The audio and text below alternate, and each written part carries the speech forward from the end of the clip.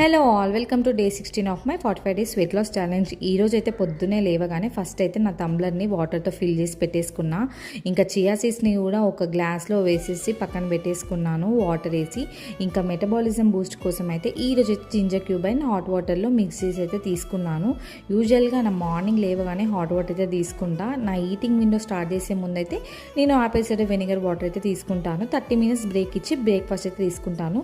బ్రేక్ఫాస్ట్కి అయితే ఇంట్లో అందరి కోసం అయితే పూరి చేసిన రోజు ఇంకా నేను కూడా వెయిట్ చెక్ చేసుకుంటూ జస్ట్ ఒకటే పూరి కర్రీ లేకుండా అయితే తిన్నాను. జస్ట్ 2 పూరీస్ తిన్నాను.